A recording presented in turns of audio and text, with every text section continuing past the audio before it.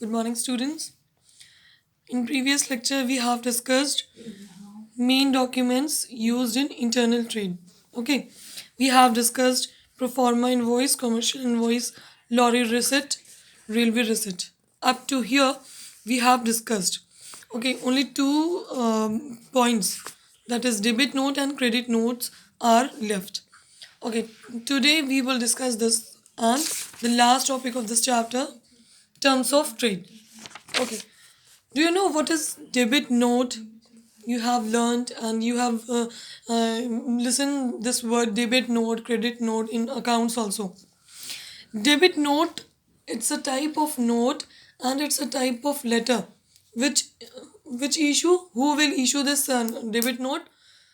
Seller will issue this debit note to the buyer. ये एक तरह का वो नोट या एक तरह का जिसको हम लेटर बोल रहे हैं, ये इशू कौन करता है?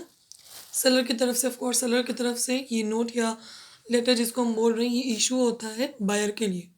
मेन इसका पर्पस क्या होता है? इसमें actual price, cost of the product including profit and all the taxes, जैसे आपको प्रॉपर इन्वॉइस मिलती है ना कि ये प्रोडक्ट का प्राइस है, इसमें इतना % जीएसटी लगा, IGST, CGST, जितना जो भी लगा है वो प्रॉपर टैक्स इंक्लूड करके टोटल अमाउंट आपको देते हैं, दैट इज़ द इन्वॉइस। ये डेबिट नोट उसी तरह का इन्वॉइस होती है। Okay, sometimes it is made whenever the seller has been charged lower price than the actual price। इसको कभी कभी हम इसलिए भी बनाते हैं जब कभी सेलर को जो एक्चुअल प्राइस होता है उससे कम करके बायर को देता है। For example, the actual price of the product is 20 rupees. If the seller has been given that product on rupees 15 only, the debit note will show the amount rupees 15 only. In that case, debit note has been issued by the seller. Okay, so this is the purpose of debit note. What is credit note? Let's see. Credit note, जैसे कि आपको पता ही है कि on credit जब उधार पे हम सामान लेते हैं तो उसको हम कहते हैं क्रेडिट। ओके, तो क्रेडिट नोट क्या है? इनडायरेक्टली अगर हम कहें कि अगर हम किसी से उधार लेंगे और उसमें अमाउंट शो करें प्लस इंटरेस्ट, अगर हमको कुछ देना है तो उसमें, तो वो अमाउंट जो होगा उसका जो इनवॉइस बनेगी या लेटर बनेगा या नोट बनेगी, that is the credit note. तो इन शॉर्ट वर्ड्स हम क्या कह सकते हैं? ये एक ऐसा नोट या एक ऐसा लेटर होता है जो कि सेलर की तरफ से इशू होता है बायर के लिए, ताकि फ्यूचर में होने वाले जो भी हमको प्राइसेस हैं, जो भी पेमेंट है, उनका पूरा टोटल, कि आज अगर हमने कोई प्रोडक्ट 1000 का लिया है, 500 हम आज पे कर रहे हैं, 500 हम इस टाइम पीरियड तक पे करेंगे, तो ऑन क्रेडिट जो प्रोडक्ट हम लेंगे उसके लिए क्रेडिट नोट बनेगा। Okay, who will issue this credit note? Seller will issue this credit note to the buyer. Okay, तो ये था हमारा debit note and credit note. The topic of your main documents used in internal trade has been completed. Now moving towards the next topic, that is terms of trade. Let's see. In this terms of trade, first we have cash on delivery, that is COD.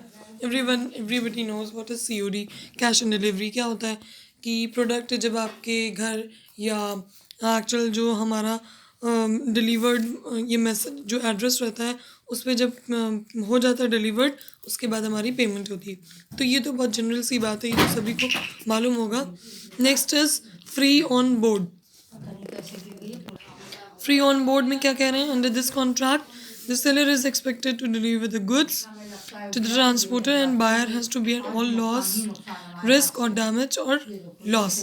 कह रहे हैं कि इसमें क्या होता है, seller इस contract में क्या होगा कि गुड्स डिलीवर करेगा, लेकिन किसके थ्रू? ट्रांसपोर्टर के थ्रू। लेकिन जो भी आने जाने का लॉस है, रिस्क है, डैमेज है, मीन्स जिसके लिए हम इंश्योरेंस लेते हैं कि रास्ते में कहीं थेफ्ट ना हो जाए, हमारा गुड्स, हमारा प्रोडक्ट ख़राब ना हो जाए, लॉस ना हो जाए, डैमेज ना हो जाए, ये सारे जो रिस्क है ये कौन बियर करेगा? Buyer. Buyer will buyer will bear all the risk of theft, loss, damage.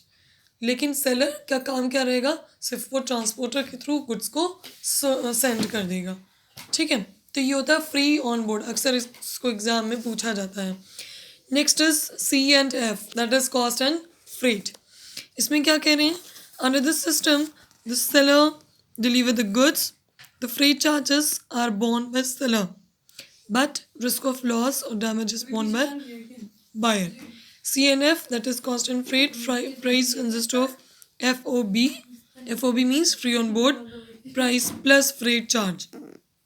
कह रहे हैं cost and freight. Freight means क्या होता है, भाड़ा, है ना, आपको पता होगा अभी अकाउंट्स में आप फ्रेट चार्जेस, ये चार्जेस, शिपिंग चार्जेस, है ना, तो ये आप एक्सपेंसेस साइड शो करते हैं, तो ये आपका वही है। फ्रेट चार्जेस मीन्स जो भाड़े पे आने जाने का किराया है, भाड़ा है, उसको हम कहते हैं फ्रेट चार्जेस। तो क्या कह रहे हैं इसमें कि सेलर क्या करेगा, गुड्स को डिलीवर करेगा, जो भी फ्रेट चार्जेस हैं वो कौन बियर करेगा, सेलर।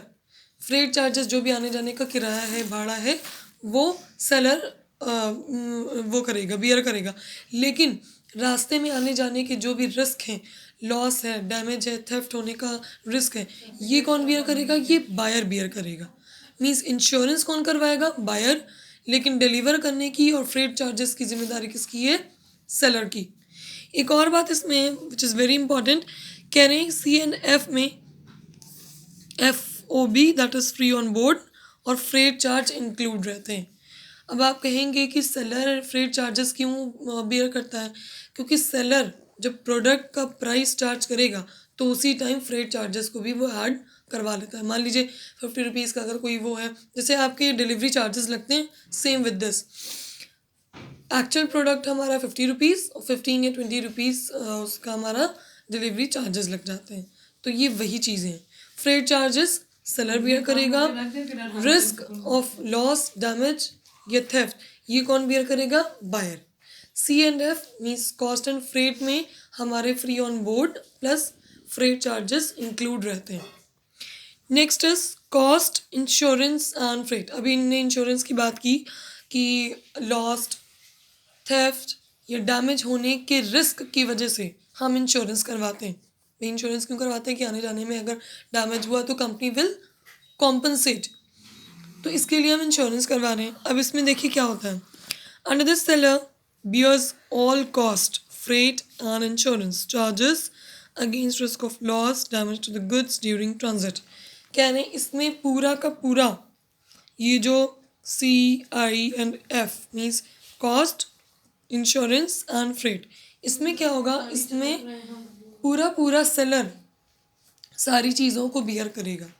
प्रोडक्ट का जो कॉस्ट है वो, आने जाने का जो भाड़ा है, फ्रेट चार्जेस वो, प्लस इंश्योरेंस। उस गुड को एक जगह से दूसरे जगह ट्रांसफ़र करने में जो भी रिस्क है, चोरी होने का, ख़राब होने का, टूटने का, फटने का, जो भी रिस्क है वो हमारा कौन करेगा बियर, सेलर। तो seller will bear the cost, the insurance charges and the freight charges also. Next and the last one is E and OE, that is errors and omissions accepted. Errors and omissions accepted में ये बोल रहे हैं कि अगर contract during making the contract by, तो errors and omissions accepted में ये बोल रहा है कि अगर कॉन्ट्रैक्ट करते हुए या प्रोडक्ट परचेज करते हुए बायर या सेलर के साइड से कोई भी ऐसी इंफॉर्मेशन गलत हो गई है या इनकम्प्लीट है या इनकरेक्ट है, तो उसको वहीं पर करेक्ट कर लें। इसलिए कि कॉन्ट्रैक्ट में जो भी आपने इंफॉर्मेशन दी हैं, means name, your address, specially online उसकी बात कर रहे हैं हम, ऑनलाइन शॉपिंग में जब आप अपना name, address, phone number properly देते हैं तभी आपका goods proper time, proper address पे डिलीवर हो पाएगा। अदरवाइज़ वो क्या हो जाएगा, वो कैंसिल हो जाएगा। ठीक है, तो इनकरेक्ट या इनकम्प्लीट इंफॉर्मेशन कॉन्ट्रैक्ट पे या प्रोडक्ट परचेज करते हुए नहीं देना चाहिए। Now your chapter number 9th, that is internal trade, has been completed. Revise your chapter and make your notes, and I will see your notes on today's Wednesday. Okay, I will check your notes on Saturday. Saturday onwards. I will check your. I will. I will check your notes on Saturday onwards and up till chapter 9. जितनी भी मैंने case studies solve करवाई या questions में दिया जिनकी छूट गई तो वो सॉल्व करें, कॉपीज़ में नोट्स में अपने इंक्लूड कर सकते हैं क्योंकि इस तरह के ही क्वेश्चंस आपके एग्जाम्स में आएंगे। सिंपल क्वेश्चन नहीं आएगा कि व्हाट इज़ दिस, ऐसे ही स्टेटमेंट वाइज या इसके स्टडीज़ में आएंगे क्वेश्चंस, तो उसको सॉल्व करिए। और अगर कोई प्रॉब्लम होती है पुराने क्वेश्चंस जो मैंने दिए थे तो you can ask me. Okay, that's all for today.